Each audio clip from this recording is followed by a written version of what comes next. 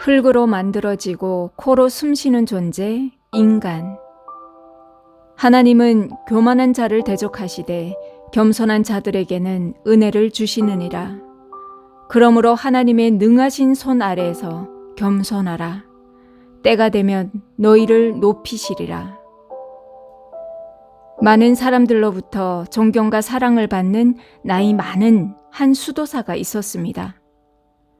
어느 날 그가 정원에서 흙을 고르고 있었는데 수도원에 들어온 지 얼마 되지 않은 교만한 젊은 수도사가 그에게 다가왔습니다.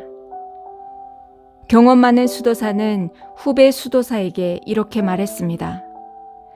자네, 이 단단한 흙 위에다 물을 좀 부어주겠나? 젊은 수도사가 물을 부었습니다. 그러자 물은 옆으로 다 흘러나가고 말았습니다. 물이 이 흙 속으로 스며들지 못하는구먼. 그렇지? 그러더니 나이 많은 수도사는 옆에 있는 망치를 들고 단단한 흙덩어리를 깨기 시작했습니다. 그는 산산이 부서진 흙을 모아놓고 젊은 수도사에게 다시 한번 물을 부어보라고 말했습니다. 그러자 물은 잘 스며들었고 부서진 흙을 뭉쳐가기 시작했습니다. 그 광경을 보면서 그는 이렇게 말했습니다. 이제야 흙 속에 물이 잘 스며드는구먼. 여기에 씨를 뿌린다면 씨는 반드시 꽃을 피우고 열매를 맺을 것이야. 우리 역시 마찬가지라네. 우리가 깨어져야 하나님은 거기에 물을 주실 수가 있고 그럴 때 씨가 떨어지고 꽃이 피고 열매가 맺힐 수 있는 거지. 우리 수도사들은 이것을 깨어짐의 영성이라고 얘기한다네. 우리 주는 위대하시며 능력이 많으시며 그의 지혜가 무궁하시도다. 여호와께서 겸손한 자들은 붙드시고 악인들은 땅에 엎드러 뜨리시는도다. 이는 그가 우리의 체질을 아시며 우리가 단지 먼지뿐임을 기억하심이로다. 교만한 가슴 속에는 하나님이 역사하실 수가 없습니다. 그래서 때때로 하나님은 나를 깨뜨리십니다. 깨지고 부서지고 아프고 고통스럽지만 하나님 저를 만져주세요. 하나님 저를 다루어 주세요. 제가 하나님의 뜻대로 순종하겠습니다. 하나님이 기뻐하시는 사람이 되겠습니다. 라고 고백하며 그 고통 속에서 일어나는 사람. 그가 결국에는 믿음의 사람, 인내의 사람, 지혜의 사람으로 서게 될 것입니다. 무릇 마음이 교만한 자를 여호와께서 미워하시나니 피차 손을 잡을지라도 벌을 면치 못하리라. 교만은 패망의 선봉이요 거만한 마음은 넘어짐의 앞잡이니라. 교만한 사람과 겸손한 사람 어떻게 다를까요?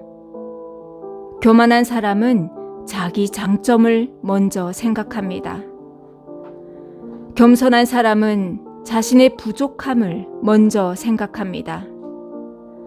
어찌하여 형제의 눈 속에 있는 티는 보고 내 눈 속에 있는 들보는 깨닫지 못하느냐? 너는 내 눈 속에 있는 들보를 보지 못하면서 어찌하여 형제에게 말하기를 형제여 나로 내 눈 속에 있는 티를 빼게 하라 할 수 있느냐? 외식하는 자여 먼저 내 눈 속에서 들보를 빼라. 그 후에야 내가 밝히 보고 형제의 눈 속에 있는 티를 빼리라. 교만한 사람은 십계명을 대할 때에도 하나님께서 하지 말라 명하신 것을 지켰으므로 자신은 죄인이 아니라고 생각합니다. 겸손한 사람은 하라고 명하신 안식일을 지키라, 내 이웃을 사랑하라, 부모를 공경하라, 이것을 충실히 지켰는가를 생각하면서 자신이 죄인임을 고백합니다. 누구든지 자기를 높이는 자는 낮아지고 누구든지 자기를 낮추는 자는 높아지리라. 교만한 사람은 다른 사람을 언제나 자기 뒤로 밀어내고 자기 위주로 생각하고 내가 있기 때문에 나라도 있고 이웃도 있다고 생각합니다. 겸손한 사람은 나보다 상대방을 먼저 생각합니다. 아무 일에든지 다툼이나 허용으로 하지 말고 오직 겸손한 마음으로 각각 자기보다 남을 낮게 여기고, 교만한 사람은 우선 당장 코앞의 것, 보이는 것만 생각합니다. 겸손한 사람은 얼굴을 들어 하늘을 볼 줄 아는 그런 사람입니다. 교만한 사람은 나를 이런 식으로 대접하다니 라며 항상 불만 속에서 사는 사람입니다. 겸손한 사람은 상대방을 위해 내가 무엇을 해줄 수 있을까를 먼저 생각하는 사람입니다. 교만한 사람은 지도자가 되면 권력을 얼마나 휘두를 수 있을까, 얼마나 강한가를 꼭 시험하고 말지만, 겸손한 사람은 지도자가 되면 자신을 녹여서 한 시대의 어두운 길을 밝히는 촛불과 같은 인도자가 되고자 합니다. 교만은 하나님이 가장 미워하시는 죄입니다. 교만한 사람을 좋아하는 사람은 한 사람도 없습니다. 교만은 실로 큰 죄이며 하나님 나라의 걸림돌이자 성령의 열매를 맺지 못하게 하는 방해물입니다. 사랑은 자랑하지 아니하며 교만하지 아니하며, 우리에게 있어서 가장 큰 교만은 하나님 없이도 살 수 있다는 생각, 하나님과의 풍성한 매일매일의 교제 없이도 살 수 있다는 생각, 매일 기도하지 않아도 된다는 생각입니다. 물을 떠난 고기가 잠깐은 살 수 있어도 곧 죽을 수밖에 없듯이, 하나님을 떠난 교만한 인생은 결코 행복하게 살 수 없습니다. 참혹한 형벌뿐입니다. 눈이 높은 것과 마음이 교만한 것과 악인이 형통한 것은 다 죄니라. 기독교 역사 속에서 성령 충만한 삶을 산 가장 대표적인 분을 꼽으라면 무디 목사님일 것입니다. 무디 목사님은 늘 성령 충만을 간절히 사모했고 실제로 성령 충만한 삶을 사셨습니다. 무디 목사님은 늘 이렇게 말씀하셨다고 합니다. 나는 신앙생활을 하면 할수록 나 자신에 대해 무력감을 더욱더 철저하게 느낀다. 내가 잠깐이라도 이기심과 교만으로 채워지는 순간 나는 다시 육신의 사람으로 돌아간다. 그래서 나는 때마다 시간마다 엎드려서 나를 비우게 해달라고, 나 자신을 포기하게 해달라고 기도한다. 내가 이기심과 교만을 포기하는 순간마다 성령님은 다시 내게 임하시고 나를 채워주신다.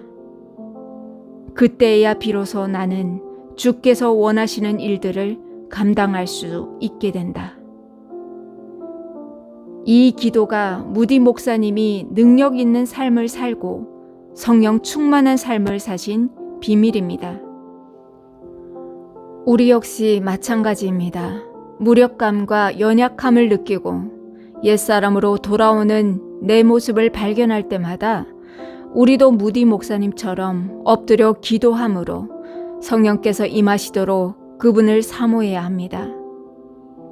그럴 때 우리는 다시 일어나 능력의 사람으로 생명의 열매를 맺는 인생을 살아갈 수 있게 됩니다.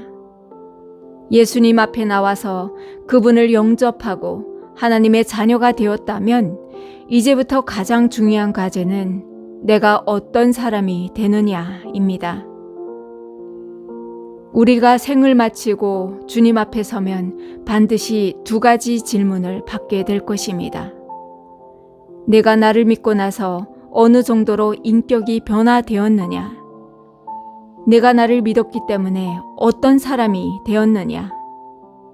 주님의 사랑이 담긴 복음을 얼마나 많은 사람들에게 전했느냐? 주님은 우리가 존재의 열매, 인격의 열매를 맺기 원하십니다. 연약하고 부족했던 우리가 깨어짐과 고통을 통해서 하나님이 기뻐하시는 사람이 되었을 때 얼마나 기뻐하실까요? 죽음이 우리 존재의 문을 두드릴 때 우리도 풍성한 생명의 열매를 주님 앞에 드리며 이런 고백을 할 수 있으면 좋겠습니다. 주님, 여기 생명의 열매들이 있습니다. 짧은 세상 살면서 제가 복음을 전했던 사람들이 여기 있습니다. 기쁘게 받아 주시옵소서.